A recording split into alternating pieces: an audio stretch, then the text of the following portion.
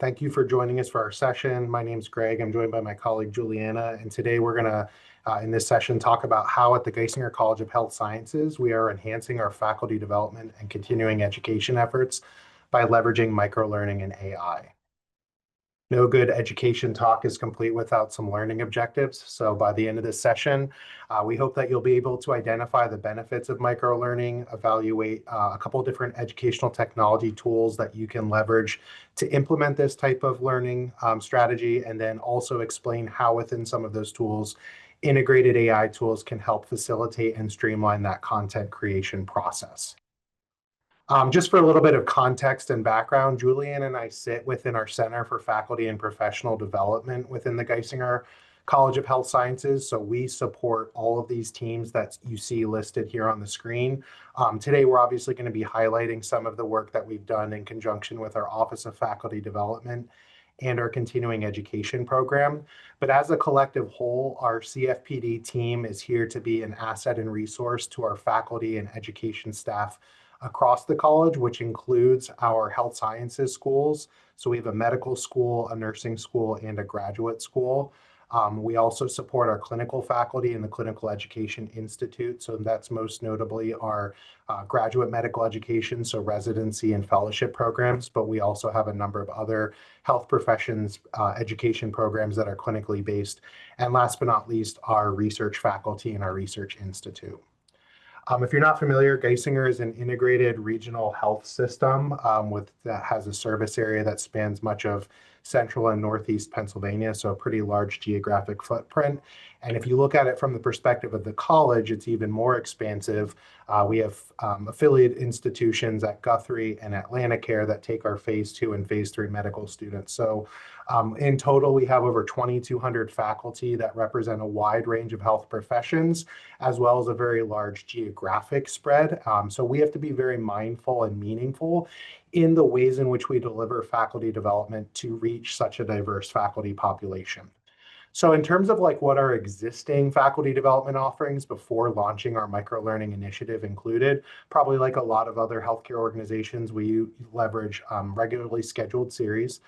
These tend to be our virtual faculty development offerings. So we have one that's called Foundations in Medical Education and Foundations in Health System Science. Those are on the first Friday of the month. We call them Faculty First Fridays.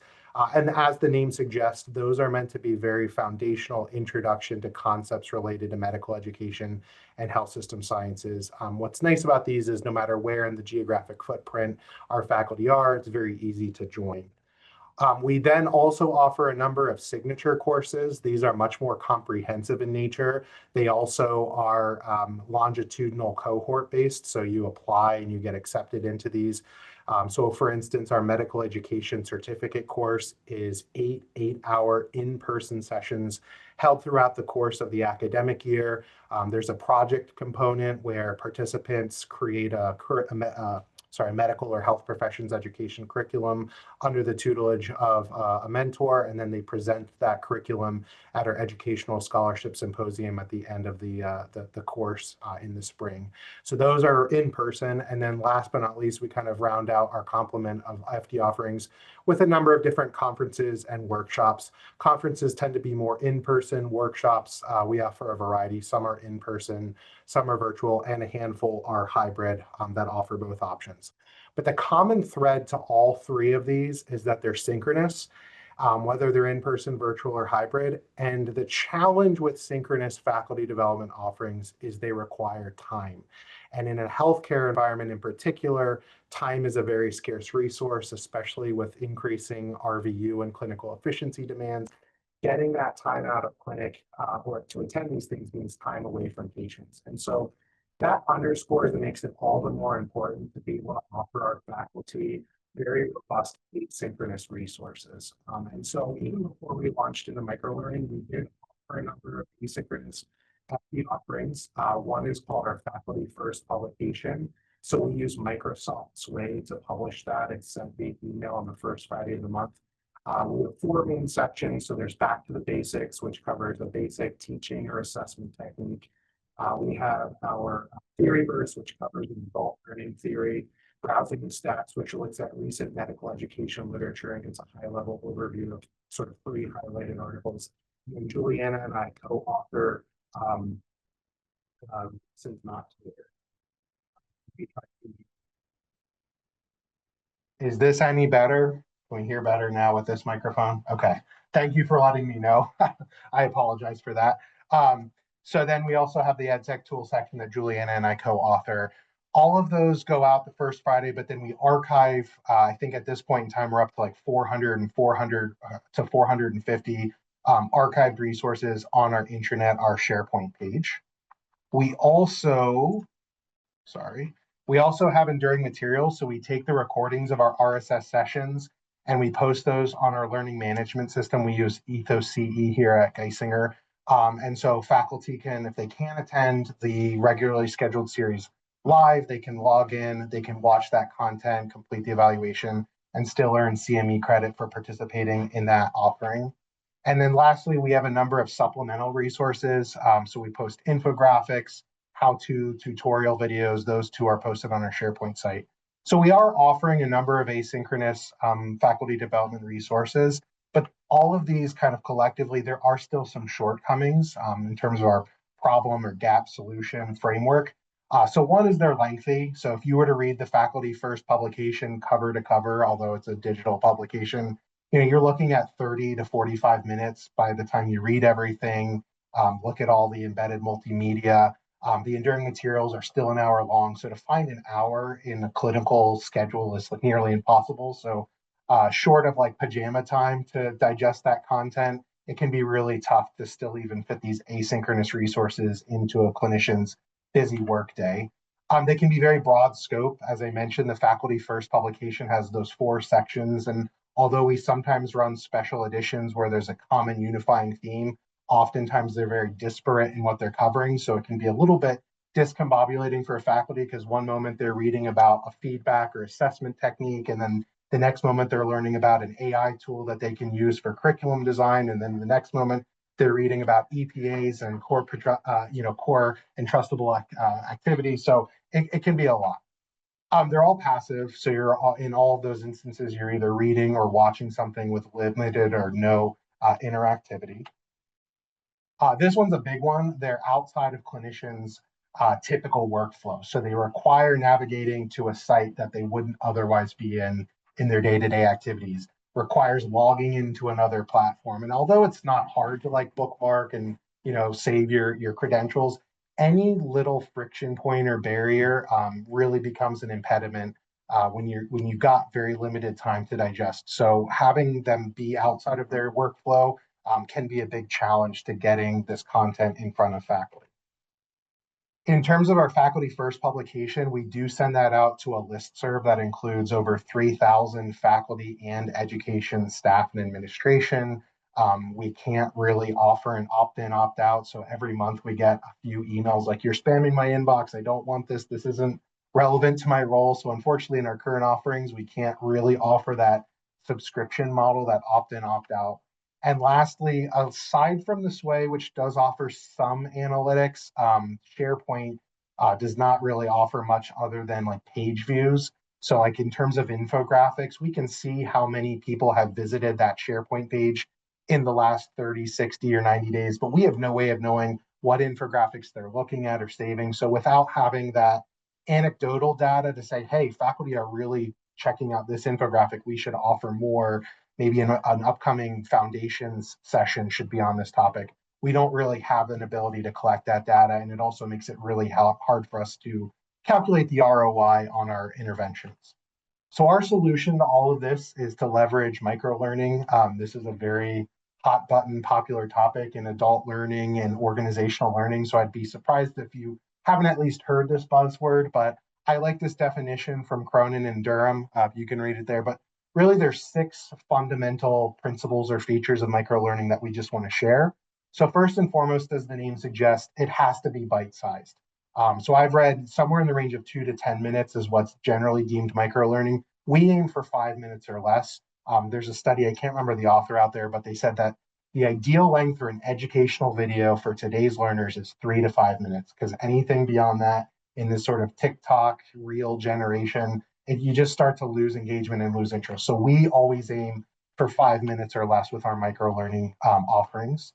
They have to be focused. So you're trying to tackle a singular objective or a singular skill. So maybe you're like wanting to get some faculty development on your lecturing style or your lecturing skills. In a microlearning module, you don't cover every single principle or skill. Maybe you pick one. So wait time, right? Using strategic silence with your learners as a fundamental principle of your teaching strategy. So you give a hyper-focused microlearning module on just that skill, not everything under the sun. And it ties to the next principle. And to me, this is the most important one. It needs to be directly applicable. They need to be able to take what they've just learned, turn around and use it right away, right? That idea in adult learning that they need to know why they're learning something because they need to be able to turn around and apply it right away. So by giving hyper-focused education delivered in this microlearning format, it makes it a lot more likely that they can turn around and go use that in their day-to-day teaching and assessment and the like. It has to be workflow integrated. I used a picture here of someone on a mobile phone. We know that today's learner, mobile-first learning is the ideal. And in the picture, I chose an email like inbox because although we would love to be in our EHR or Tiger Text for those who are in the healthcare sector and are familiar with that, I don't think that's going to happen anytime soon. So aside from getting into those two platforms for offering and delivering our faculty development, we figured email is probably the most universally used tool that all of our clinicians, all of our faculty are using at some point in time in their day-to-day workflow. It has to be self-paced. So this is that principle that learners can engage on their own schedule. It needs to support autonomy and flexibility. So finding 5 minutes might be at a different time in every provider or every faculty's day. Some people might get ahead on their patient panel and have 5 minutes between seeing patients. They could fit something in then. Some might do it over lunch. Some might have some admin time at the end of the day. And while they can't devote an hour of their admin time to going and watching that enduring material recording, they can spare 5 minutes to go learn something that they can implement right away into their teaching and their educational toolbox. And then last but not least, it has to be engaging. You've got to find ways, whether that's leveraging multimedia, polling, assessment questions. They can be simple check for understanding questions, but something that gets the learner to engage with the content, not just passively sort of digesting it. That's what's going to make it stick, and that's what's going to make them engaged and stick with it. So to implement this, we launched, it was actually about a year ago. We're coming up on our 1-year anniversary. November 4th of 2024, we launched Microlearning Monday. So we have Faculty First Friday, Microlearning Monday. I guess you could say here at Geisinger, we're all about alliteration, but we're using two sort of platforms in tandem. So 7TAPS is the microlearning platform that we actually use for the content creation part of this initiative. The reason we really like 7TAPS is because it has an AI-powered content creation tool. So much like our stakeholder or our target audience is very limited in terms of time for consuming content, we also rely on subject matter experts. So other clinical faculty who they too are very pressed for time. So Julianna and I, who have no clinical background or experience, by leveraging these AI-powered tools, we can create really high quality first drafts that we then send to our subject matter experts and content experts. And it really reduces the lift because there's usually very minimal feedback that they have to provide. So that's why we use this tool. I do want to put a little caveat in here that, like I said, microlearning is really popular. There's lots of platforms out there clamoring for market share. So if this is something you're interested in, do your due diligence. There's myriad platforms out there. I think I found one website that's like top 25 microlearning platforms of 2025. So not to say they're a dime a dozen. I think they're all a little bit niche in terms of like, some are maybe a little bit more tailored to certain sectors or industries, but we really like 7TAPS, like I said, because of that AI integrated feature. The only thing 7TAPS couldn't do for us in terms of what we were trying to do with our design was that subscription component. So you can email your 7TAPS to like a learning group via email and a couple other distribution mechanisms that I'm going to share here in just a moment. The only thing you can't do is have it be an opt-in, opt-out. And so we use 7TAPS in conjunction with Substack, which is a very popular email-based publishing platform. because that allows our faculty to opt in and subscribe so that they can get these emails. So that's actually a screenshot of what the email looks like every Monday at 8 a.m. Without fail, I get my email from Juliana. It's templated. It looks the same. I recognize that it's got kind of that brand recognition almost now. So that's why we use that, because faculty who decide, hey, this isn't really that helpful for me, they can easily remove themselves from that mailing list, and we're not continuing to spam their inbox and frustrate them. Substack also does offer a mobile app. The analytics show us, I think 96 or 97% of our subscribers do opt in for the email delivery mechanism, but we do have a couple of faculty who don't do that. They just engage with the content through the mobile app.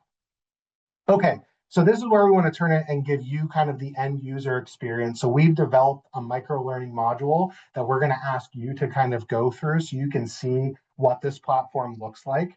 I'll do that in just a second. I just want to really quickly share that, as I mentioned, we're going to put a QR code up here on the screen. So if you're joining on a computer and you have your phone handy, you want to pull that out now so you'll be able to scan that QR code. Really, that's the ideal place because it is a mobile first design. You'll even see the sort of aspect ratio. It's intended to be kind of consumed on a phone. If you're not able to, if you don't have your phone handy, or if you're joining the call on the phone, Julianna is going to drop the URL link in the chat as well, so you can click on that. But I wanted to also share, there is the email feature. You can also send via text message, so that's another option. You can create learning groups in 7TAPS, which is really nice. You can do a CSV file upload. You can even, we don't use this tool, but there is an HR management system. So like we're a Workday shop. So if we wanted to, we could actually set it up so that when new providers and new employees are added in our Workday system, they would automatically migrate over into 7TAPS. So in terms of like an onboarding orientation platform, that makes it really easy to push content out to new providers because you don't even have to worry about importing them into the 7TAPS platform. You can have it sync in real time. We don't use that yet. It's something we've talked about, looking into down the road. If your organization uses communication platforms like Slack, Teams, or WhatsApp, you can also distribute your modules that way. And last but not least, you can export your 7TAP modules either as a SCORM or XAPI package that you could pull into your learning management system like Canvas or Moodle or any of those.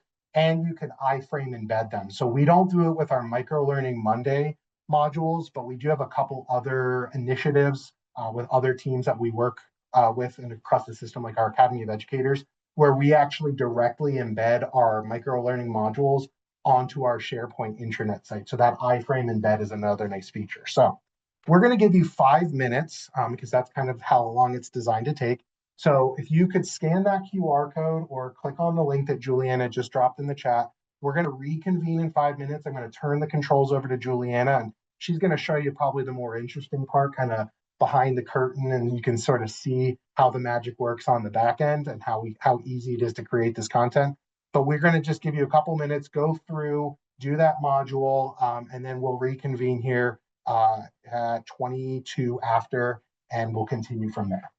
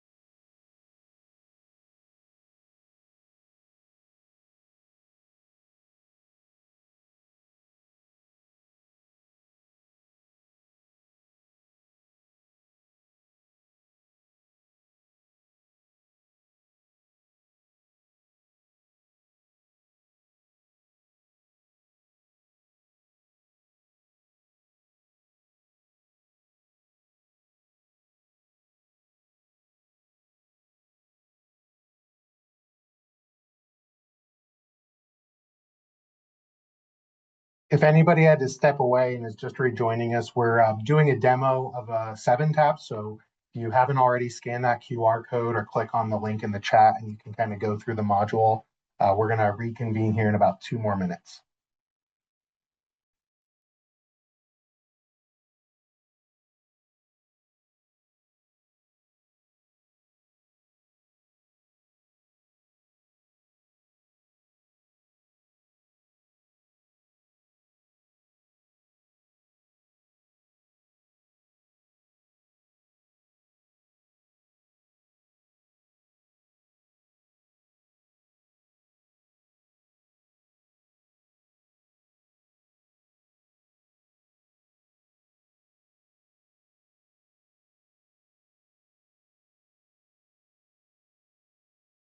Julianna, I'm going to stop sharing if you want to then share yours so we can pick right up then.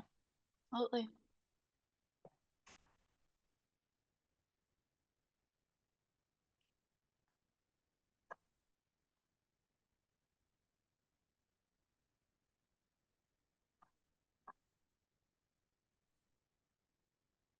We have 30 more seconds.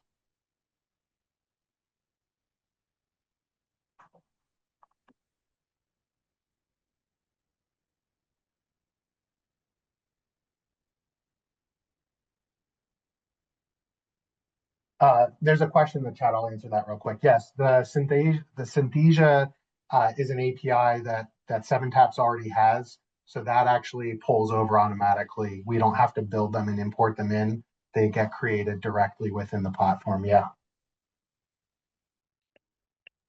So that's actually a perfect segue because Julianna is going to kind of transition here to showing you the AI creation functionality that 7taps offers. So go ahead and take it away, Julianna. All right, welcome back, everyone. So you had a chance to take a look at the module for yourself. So quickly here, we're going to look at some of the analytics. Under the highlights tab here, we get a really high overview of how many learners, how many opened the module, and how many completed the module. If we go to the learners tab, we can see exactly how much time is spent if they completed the module. So I'll talk a little bit more about that later. And then you could see their score.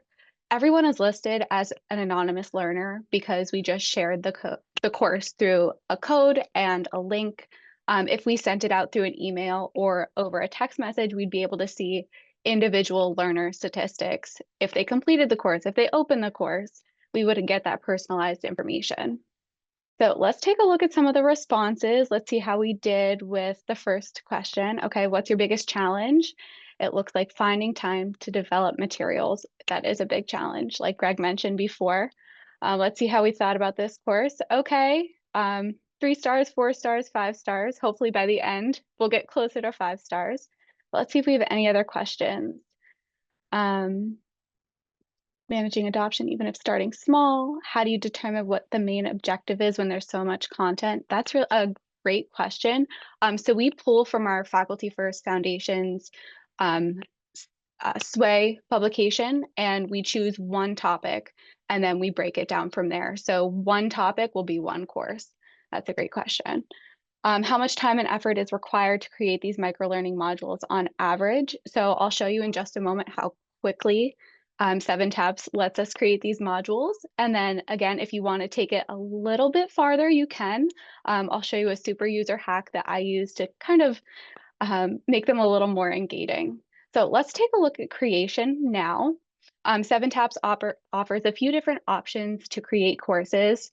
So one of the new ones is SCORM to 7taps. We don't do a lot with SCORM files at the moment, so I haven't played around with that one yet. Another feature is the transform. So if you have a document, a PDF, or a YouTube video, you can add that right in, and 7taps will make a course just based on that content. So it's very targeted. The courses come out a little more basic, so that's not my favorite tool, but it is a great option if that's what you're looking for. The create is just a total blank slate. So that is a great option if you're working with a subject matter expert, or if you already have an outline prepared, you have total creative control on that one. But my favorite, and the one I use most frequently, is Copilot. So 7taps will walk you through the prompting process and help you create that module. So here is an example of a prompt that we put together. We wanted to do something a little bit fun, and that would be universally applicable to everyone here. So we're going to say, what skill? We're going to learn the foundational skills of sourdough baking from starter creation to baking your first loaf. So the first step is to define your audience. So you can say what your learner roles are, their career stage, and their level with this skill already. So for this, we're going to say a curious culinary explorer, early level career stage, and a beginner with this skill. Typically, when I'm making modules, I will say health professions, education faculty members for my learners. I usually put mid-career and intermediate, so we kind of hit that mid-level of the course.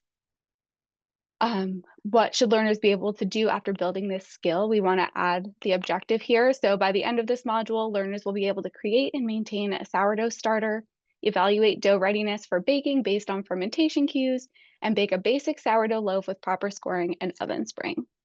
So then it guides you through the prompts some more. You could add any current challenges. Why is this training necessary, or why is this module necessary? So put any challenges, and then add a little bit more context, give any background information, and again, why is this necessary? So here you can also upload up to 3 PDFs or a YouTube link that will help add more context for the module, and in addition to the prompts that you already put in.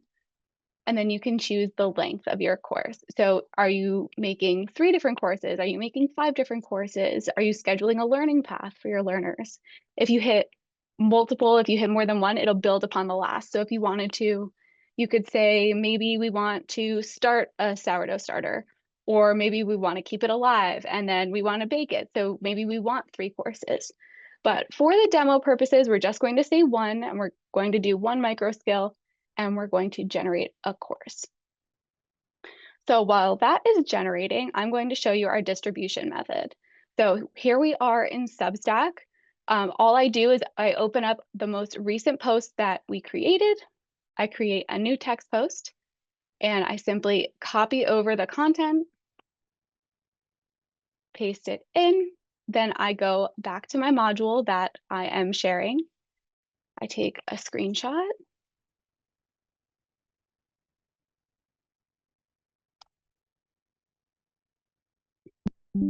Paste it in to catch the eye, and then add the title.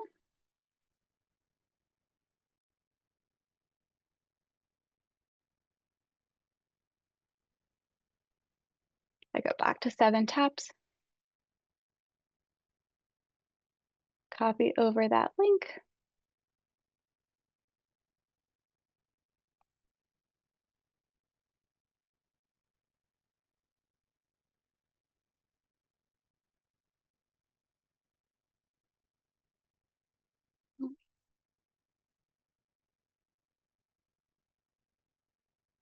Goes much more quickly when I have both my monitors going.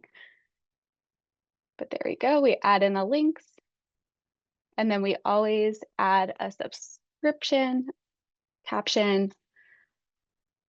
That way, if our emails are forwarded out, other people can subscribe. So I always preview the work just to make sure that everything is functioning properly before it gets sent out. There we go, looks great. Done. And then we schedule send. So if you have a bunch of these lined up, ready to go, you can do them weeks, months, days in advance. So we always schedule for a Monday at 8 a.m. And there we go, send to everyone in 4 days. So that is quick, easy, ready to go. And in that time, our microlearning course is ready. So it does take a little bit of time for the videos to populate. So for demonstration purposes, I'll go back to one that I already created with the same exact prompt.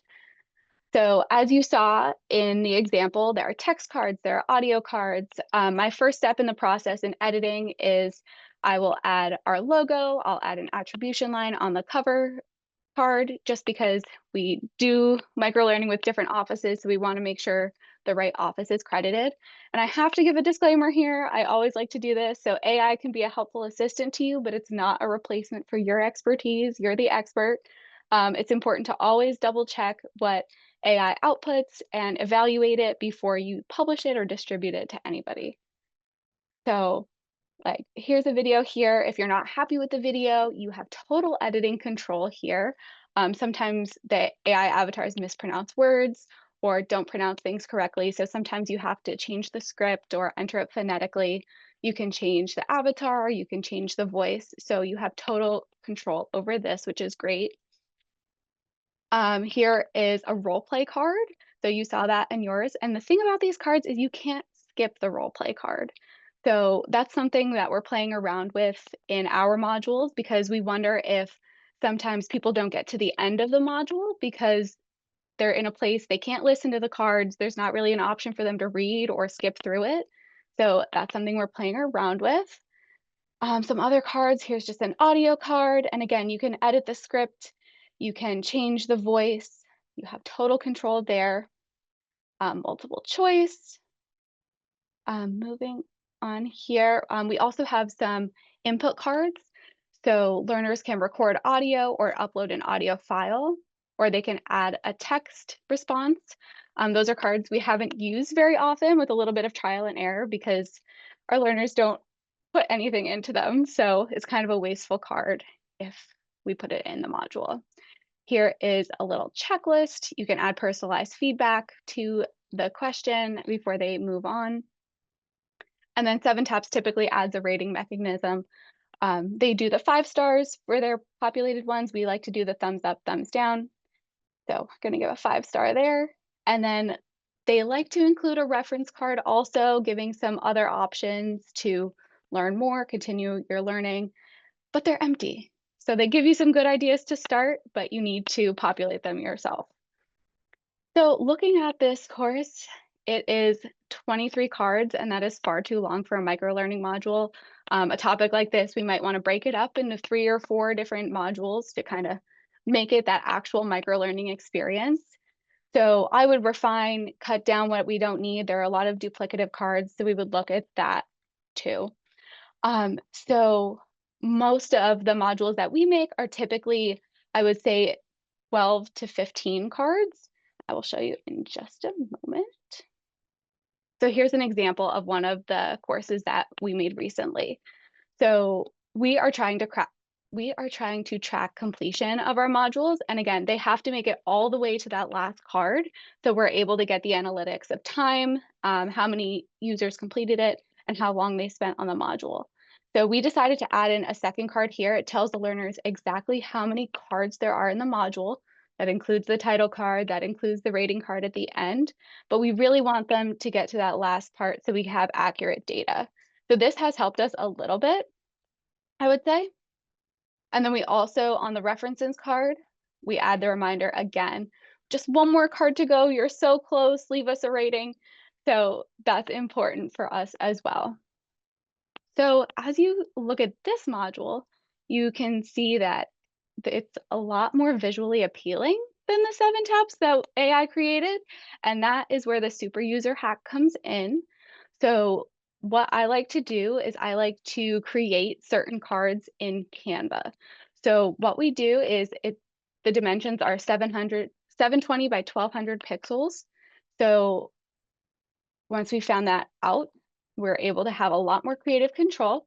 So I do to make it match is I will add a card in the module, and then you have to have something on the screen before it displays. So I always just put a period, preview, take a screenshot again.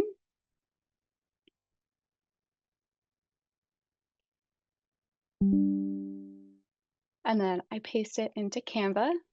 The dimensions match up just about perfectly. I'll always cover up the period with something, usually like a little dot or a circle, something just to make it blend in. And then I can match the font. I can match the colors with the eyedropper. And then I always like to put a disclaimer on the module as well to be fully transparent that the module was created using human curated content and enhanced with AI assisted formatting. So that's a card that I add to the references at the end also. So all you have to do then from Canva is download as a PNG file and upload as an image, and then you have creative control in your module. So that's a little bit of the creation process. I'll hand it back over to Greg and he can talk about some of the data. Thanks, Juliana. And I want to make sure, because I've received a couple of questions, or we've gotten a couple of questions on this And I want to make sure that in case we're crunched for time at the end, I can address this. So in terms of offering CME credit for this, now that we've done this for a year, we've got at least 50 or 50 plus modules.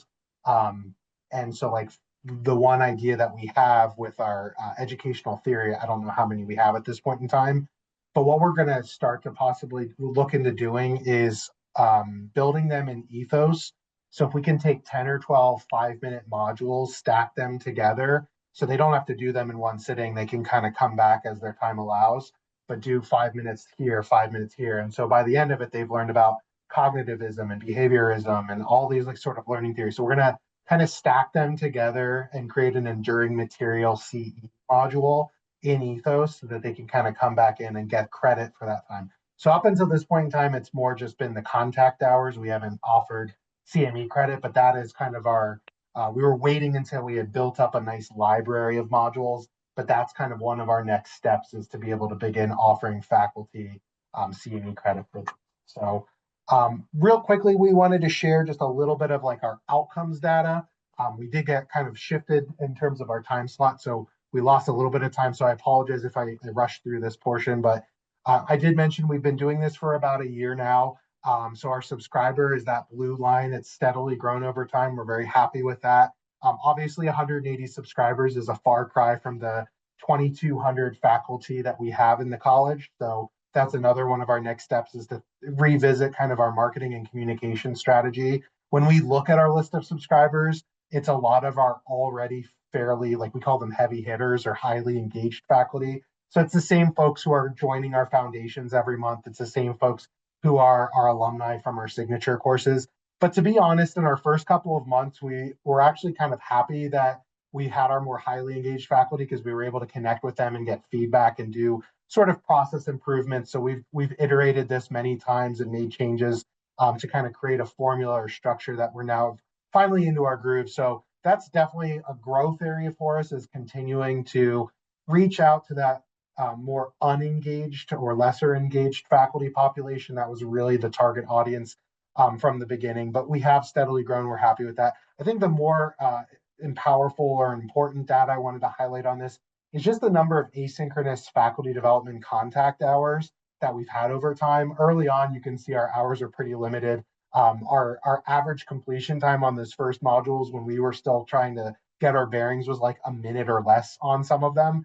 So we've definitely like learned some best practices along the way to kind of get our average completion time now is 3.95 minutes, which we're happy with because we're staying under that 5-minute range. But over time, we've seen on a month-to-month basis, we're averaging somewhere in that range of 8 faculty development hours. So overall, in the last year, this has given us 75 asynchronous contact hours with faculty, which might not sound like a lot, but when you think about or realize that this is like in 5-minute chunks or 5-minute intervals, that's over 1,500 faculty like learning and engagement moments. So when we look at it from that perspective, I think we're pretty pleased with that. Obviously, we want to continue to grow that number over time, and we'll do that by growing our subscriber base and getting it in front of more eyes. But we're pretty happy with what our results have been thus far. I'm going to skip over this slide just for time's sake. This just kind of shows we did a mapping of like the breakdown based off of topic areas. If you had asked me before I generated this, I would have told you I thought the AI topics would have been at the top end of the box in Whisker plot, and theory would have been at the bottom end because who really cares about theory? But we're actually pleasantly surprised by the kind of heterogeneous mix. There's some that track higher or lower than others. The one thing I did want to highlight on this slide, one of our outliers was that Bloom's taxonomy module, and the faculty left a comment on it, on that feedback card, and said that they're designing a learning activity for the educators in their department, and they were actually going to use this microlearning module as an introduction. So one of the reasons why that module has such a high FD contact hours is because it's our second largest number of learners, because it's getting cross-posted and used in other places. And I think that really ties into that principle of microlearning of like just in time. Like this is to me the ultimate feedback I want to hear, because it means that the content we're putting out there is applicable, it's useful, people are turning around and using it with their teams, their programs, their departments. So that to me is a great bit of faculty feedback that we've received thus far. In terms of like satisfaction from our faculty, of the 36 modules that we've included this thumbs up, thumbs down, 31 out of the 36 have had 100% positive perception, so thumbs up. And of the 5 that didn't have 100% perception, they're still very high. Our faculty seem to really like the content, the format. Overall, we calculated our overall satisfaction rate to be a 98.8%. So I think it's meeting the needs of our faculty and those who are engaged in digesting the content. They like this new format and offering. I'm going to skip over the narrative feedback. We're going to have our slides available to you after the fact, so please feel free to read through some of the narrative comments that we've received. As a millennial and former AOL Instant Messenger user, I did have to highlight, though, I loved the smiley face that we got from one of our faculty. That made me happy. In terms of grows, I mean, it hasn't been, we've received some criticisms and some areas for improvement that we've tried to incorporate into our process improvements. One of those is some people don't like those AI generated videos. They're like, I just want to read. I don't want to have to sit there and listen and watch that AI, like they call them role play cards, the back and forth. So that's why we're kind of piloting and experimenting, doing some without that, just to see if it changes our analytics, see if it changes our numbers. But the one bit of feedback we got is there a way to save these for future reference? There is. So all of the past posts are available through the Substack app. We know that not all of our faculty use that, so we also post them on our SharePoint site. I don't know if we've necessarily done a good job in communicating that to our faculty, because perhaps the Mastery Learning module that came out 3 months ago wasn't useful to them in that moment, but now it is, because now they're developing a new simulation curriculum and they want to revisit that concept of mastery learning. So we want to do a better job of letting our faculty know where these resources exist, that they can go back and kind of just-in-time teaching, that it's at their fingertips and they can revisit these modules at any point in time. One issue that we have with our SharePoint is our adjunct faculty, because they're not Geisinger employees, they sometimes struggle in terms of accessing our SharePoint. So we also post all of our modules to a Padlet board, and there we're able to further kind of organize by educator competency areas. So it makes it even easier if you want to go and learn about education theories or teaching strategies or scholarship. So we did that as a way to even make it more at their fingertips and readily available. In terms of next steps, I already mentioned we want to grow our subscribership to maybe some of our less engaged faculty. We want to do a better job communicating that these resources are archived, are available for them to view after that Microlearning Monday email goes out. We've started this a little bit, cross-posting content. As much as email is part of people's workflow, we also know that people get frustrated and inundated by the deluge of email. So we have talked about the possibility of venturing into the realm of social media as a way to push this content out there. Our organization, our marketing and communication teams, has some pretty tight restrictions and regulations. That's been one of our kind of hang-up points, but that's one place. We're also trying to find other locations or other ways of putting this content, since it's out there in front of people. So in our first session of MEC, which just happened the other week, they do a session on educational theory. And so we are actually in the resources for the MEC participants. We've posted all of our Microlearning Monday or microlearning modules that deal with educational theory. So we're looking at finding other ways so that we're kind of getting more bang for our buck and getting the content in front of people other than just through that email delivery mechanism or the Substack app. And then I already spoke to this, but last but not least, we now that we have a large collection of modules, a library, we want to start to put these into themes. So maybe we put a bunch together on assessment and feedback. And so each one, they can kind of do 5 minutes here, 5 minutes there. And then once they've completed the outline, maybe they've done 10 or 12 or so, they can get their hour of CME credit. So that's kind of how we're going to shift this from being mostly just a faculty development offering to also be a CME or continuing medical education offering as well. I know we didn't leave a lot of time or any time for questions, but we did want to share our email addresses with you. So if you have any questions in follow-up, please don't hesitate to reach out. We're more than happy to help you if this is something you're interested in learning more about. We're more than happy to do so. But if there are any last-minute questions before people leave to go to Kurt's wrap-up session, happy to take them at this time.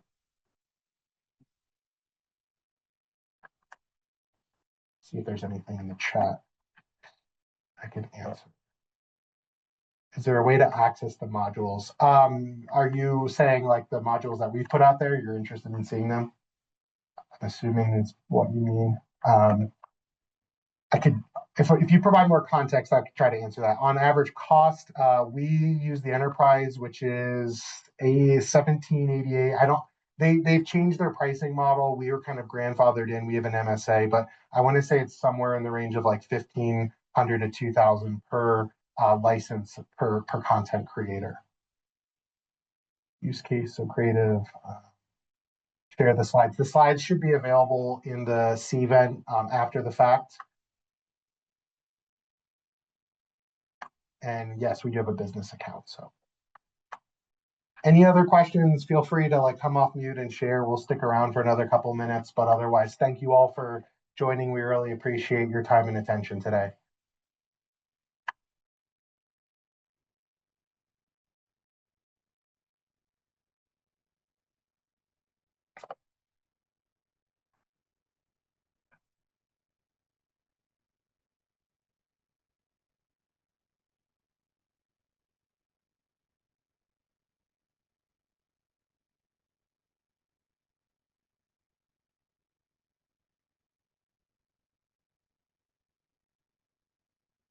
Great, thank you, Yoon.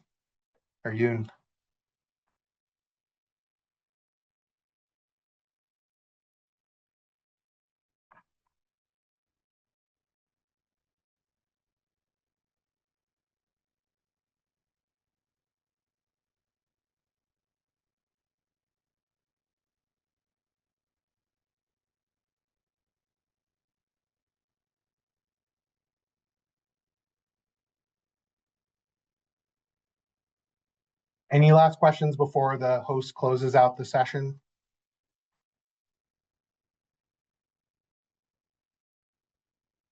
All right, I think we're good. Thank you, everyone. Have a great day. Take care.